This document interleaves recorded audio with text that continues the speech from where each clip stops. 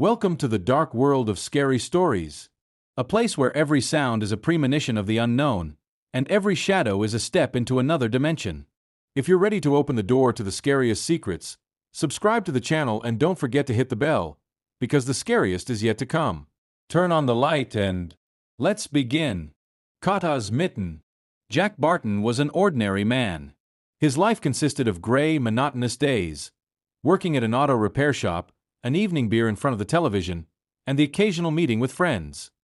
He was neither particularly good nor evil, just another resident of the small town of Gray Hollow, lost among the endless forests of Maine. One autumn day, as he strolled past an abandoned warehouse, something in a pile of trash caught his eye. It was an old leather glove. It looked surprisingly sturdy despite being covered in stains that suspiciously resembled blood. Jack picked it up and, without knowing why, slipped it onto his right hand. The moment he did, his heart skipped a beat. A whisper echoed in his mind, indistinct but chilling. His fingers clenched involuntarily, and a shiver ran down his spine.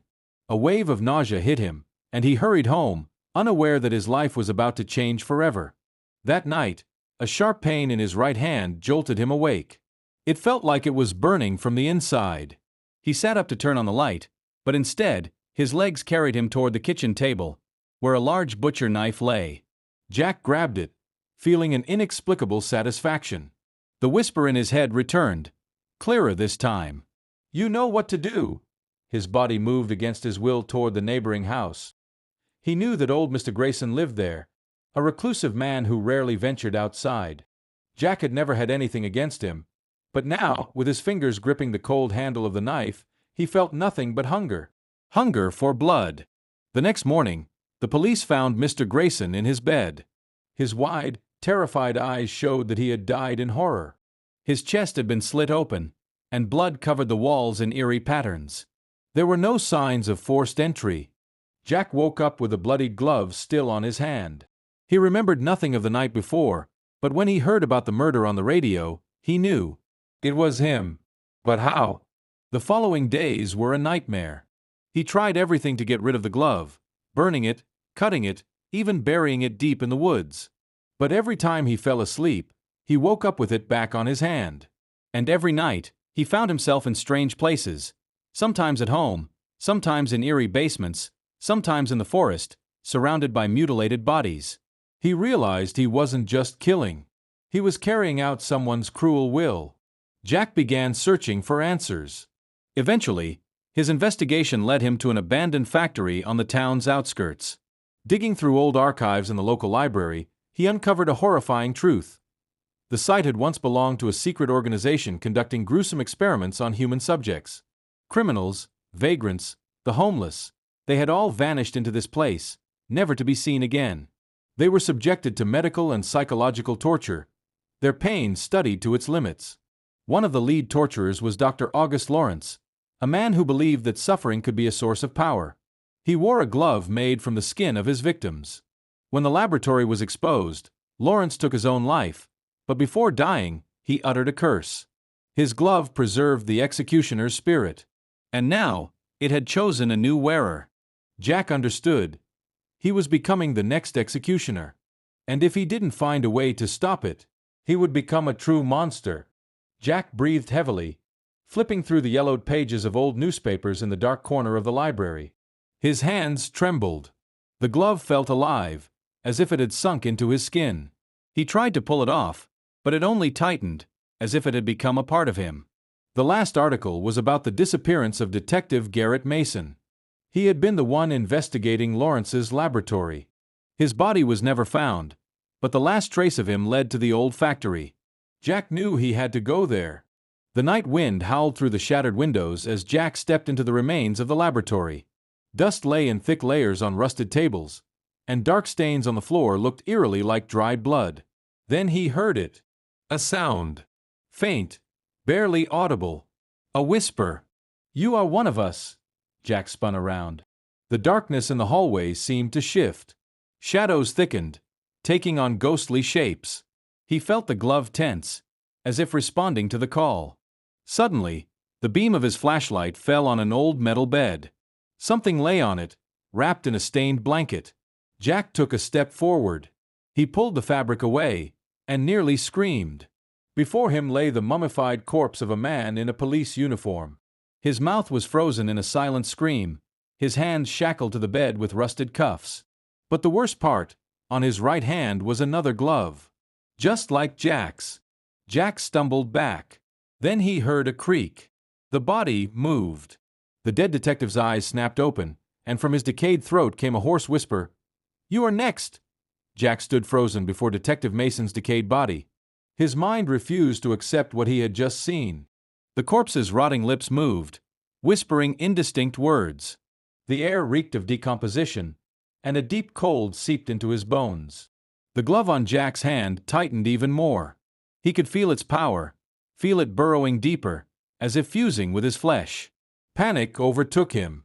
"No! I don't want this!" He screamed, clutching his wrist, desperately trying to tear off the cursed thing. But then, the voice in his head grew louder. "Resistance is futile. You are already one of us." Suddenly, something grabbed his ankle. Jack looked down and saw the corpse's shriveled hand reaching for him. The detective's eyes burned with a dark fire, and his mouth stretched into a predatory grin. "Welcome to the family." He woke up at home. The morning sun filtered through the curtains. Birds chirped outside the window. But his clothes were stained with blood. Jack sat up in bed, his heart pounding wildly. He didn't remember coming home. He didn't remember what had happened after meeting the detective. But when he turned on the TV, everything became clear. A brutal murder occurred last night.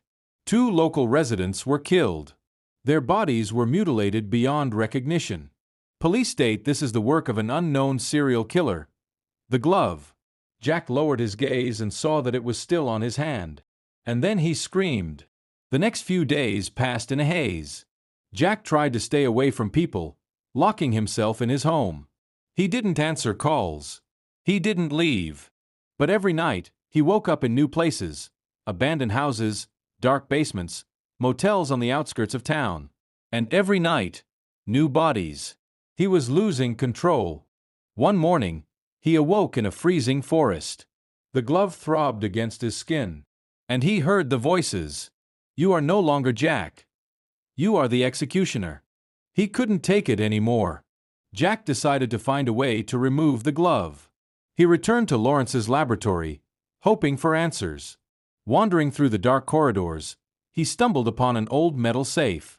Inside, he found a leather-bound book filled with Latin inscriptions and a collection of photographs. The pictures showed different people, all of them wearing the glove. And on the last photo was him. Jack felt fear take hold of him. The picture had been taken before he was even born. This is impossible. Then he heard footsteps behind him. He turned and saw him. August Lawrence stood in the shadows, his face deathly pale, his eyes glowing with an eerie red light. "You thought it was just a glove?" Lawrence asked coldly. "It's a key. A key to everything." Jack's breath hitched. "What do you want from me?" Lawrence smiled. "You already know the answer." Jack had no choice. He felt something deep within his mind shatter, making way for something ancient, something hungry. The darkness embraced him, gently, almost tenderly, like a mother tucking her child into bed. Lawrence took a step forward. His slender fingers brushed against the leather glove on Jack's hand. "Now you feel its true power," he whispered. Jack could only nod in silence. He was no longer himself. The following days felt like a dream. Or a nightmare. Jack no longer tried to remove the glove. He no longer ran. He accepted his nature. And every night, he stepped into the darkness to fulfill his new purpose. He no longer simply killed. He made offerings. Blood-painted symbols on the walls. His victims' eyes were filled with terror. But now he felt satisfaction. He was not just an executioner. He was chosen. One night, he returned to the laboratory. They were already waiting for him. Shadows that had once been human. They stood in a circle, their hands covered in the same gloves. They smiled, silently welcoming him into the family. Lawrence stood in the center, his eyes burning with a crimson glow. "At last," he whispered, "you are one of us." Jack lowered his head. He knew there was no turning back now. But a part of him still fought. A part that remembered who he used to be. That part whispered, "Run." But the darkness had already claimed him. Darkness was everywhere. It coursed through his veins, intertwined with his thoughts, pushing him forward. He no longer felt fear. Only a deep, primal understanding. He was part of this now. Lawrence stepped closer, his ghostly hand resting on Jack's shoulder. "You have walked the path, as we all have. Now, the truth will be revealed to you." Jack didn't respond. His eyes widened as the walls of the laboratory began to shift. Everything around him melted away, and suddenly, he was somewhere else. A vast, circular hall. Hundreds of hooded figures. They stood in a ring, whispering words he couldn't understand. In the center of the hall stood a massive stone altar, stained with dried blood. Someone was lying on it. Jack stepped closer. A young woman. Her eyes were closed, but her chest rose and fell slowly. She was still alive. The glove on Jack's hand trembled. "Offer the sacrifice," Lawrence whispered. Jack felt the darkness within him reaching for the knife beside the altar. His fingers moved on their own, stretching toward the cold steel. No, somewhere deep inside, a small part of him resisted. But the voices in his head laughed. "You cannot fight. You have already chosen us." He lifted the knife. The woman's eyes opened. Her lips moved, but instead of a scream, only a whisper escaped. "Please, don't become one of them." Something inside him shuddered. The darkness hesitated. The glove no longer squeezed so tightly. Could he still resist? Or was it already too late? Jack stood over the woman, gripping the knife tightly. His heart pounded, and the voices in his head merged into a deafening hum. The dark figures around him waited. They did not push, did not force, because they knew the choice had already been made. The woman looked straight into his eyes. There was no fear in her gaze. Only a plea. "Please," she whispered again. The glove trembled. It craved blood. Jack raised the knife above his head. The blade gleamed in the flickering torchlight. He was supposed to do it. But instead of plunging the knife into her body, Jack turned and drove it straight into Lawrence's chest. The hall fell into silence. Lawrence's eyes widened in shock. He opened his mouth, but no sound came out. Jack twisted the knife deeper. "I am not one of you," he hissed. Lawrence dropped to his knees. His skin darkened, cracked, as if a fire raged inside him. The dark figures howled. They lunged at Jack, but he had already torn the glove from his hand. The skin beneath it was blackened, burned, but he no longer felt its power. Lawrence collapsed onto the stone floor. His body crumbled into ash. The hall began to collapse. Jack grabbed the woman's hand and ran. They burst out of the laboratory just as it caved into a dark abyss. The sky was clear again. The air was fresh. Jack looked down at his hand. The glove was gone. But he knew this wasn't the end. Somewhere in the shadows, someone else was already finding it. And it was all beginning again. Jack breathed heavily, standing amidst the ruins of the laboratory. The woman he had saved clutched his hand tightly. She looked at him, her eyes filled with gratitude, but also fear. Is it over?" she asked, barely catching her breath.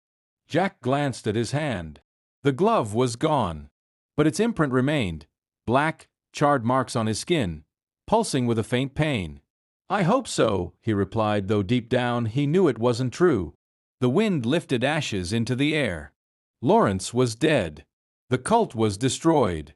But darkness, it never truly disappears. A week passed. Jack tried to move on.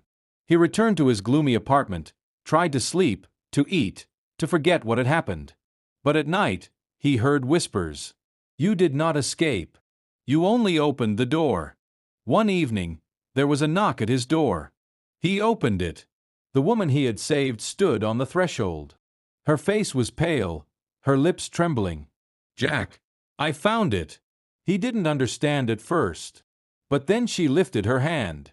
Resting in her palm was a black leather glove, just like his. A cold wave swept through Jack's body. "Where did you get this?" The woman swallowed hard. It just appeared in my home. Jack took a step back. Get rid of it. Burn it. Bury it. She shook her head. I tried. But it always comes back. The glove seemed to shift slightly in her hand. Jack took a deep breath. This isn't over. The woman looked up at him. What do we do? Jack stared at the glove. The darkness was still here. And this time, it had chosen someone else. He knew there was only one way out. We need to find the one who created it. Because if we don't... He looked at her and finished. It will find us first. Jack didn't believe in coincidences. He knew that if the glove had found someone else, it wasn't a random occurrence. It wanted to return. It wanted to continue its work. The woman trembled. She tried to throw the glove to the ground, but her fingers clenched the black leather tightly, as if it was already merging with her body. Jack, do something! Her voice cracked, filled with panic. He remembered how it all started with him. At first, it was just a faint whisper, a soft desire. But then, it turned into hunger. He knew they had little time. We need to find the answer, he said, grabbing her hand.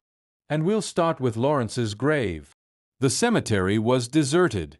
The cold wind cut through them, despite the clear sky.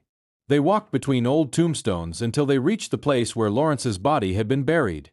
But when they arrived, the ground was dug up. The grave was empty. The woman covered her mouth with her hands, suppressing a gasp.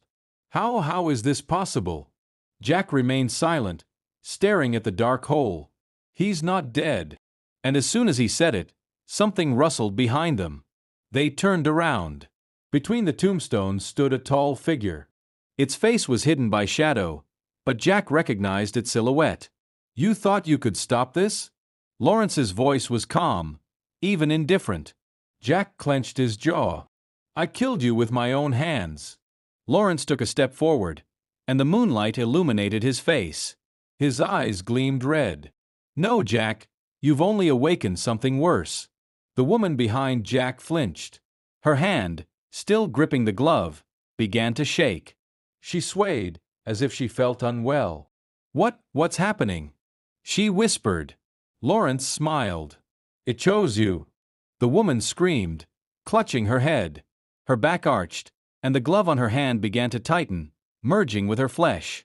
She collapsed to her knees, her body twitching convulsively.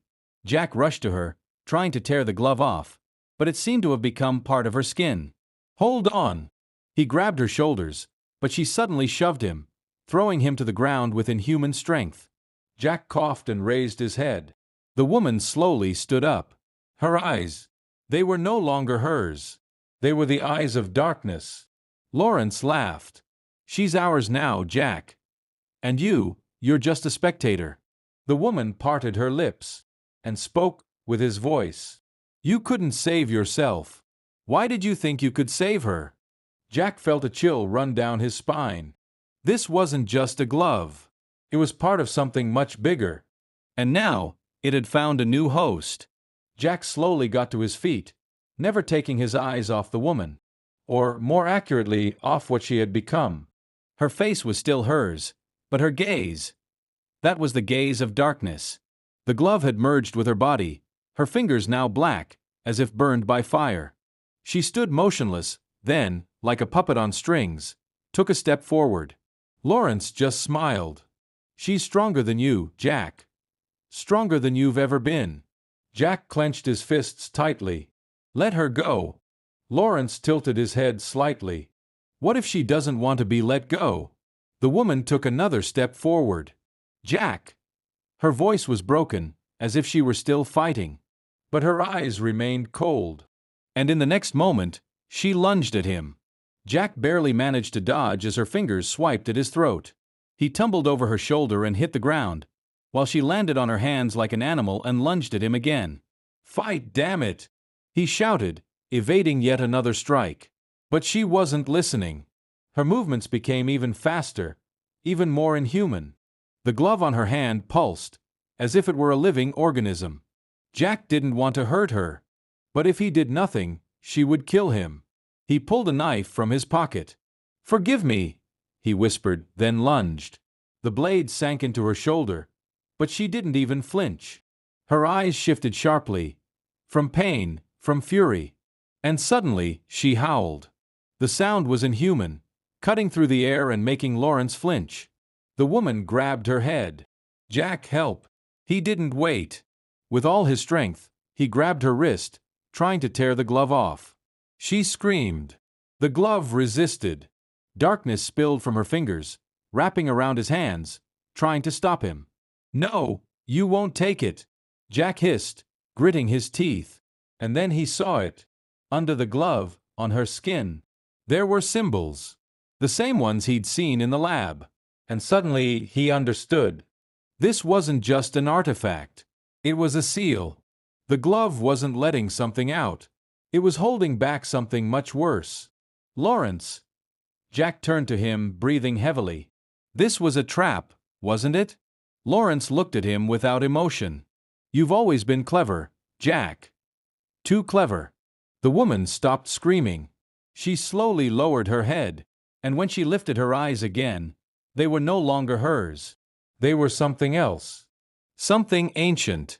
Something that had waited far too long. And now it was finally free. Jack felt a cold shiver run down his spine. The woman was no longer herself. She slowly lifted her head, and her lips stretched into a gruesome, unnatural smile. "You freed me!" Her voice echoed, but it was no longer her voice. It was the sound of hundreds of voices speaking at once. Voices that whispered in the dark. Voices that had waited for thousands of years. Lawrence stood off to the side, motionless. "It was inevitable, Jack," he said coldly. "You were just a means. A conduit." Jack stepped back, feeling something pressing against his chest. What is she now?" Lawrence smiled. "She is the judge. The punishment. What will come for all." The woman took a step forward. Darkness swirled around her, like a living fog. "You fought for so long, Jack," she whispered. "But you knew it was in vain." Jack clenched the knife in his hand, but he knew it was pointless. "If you're going to kill me," he rasped, "then do it quickly." The woman tilted her head. "No, Jack." She raised her hand. "You've become part of this, and you will die as you should."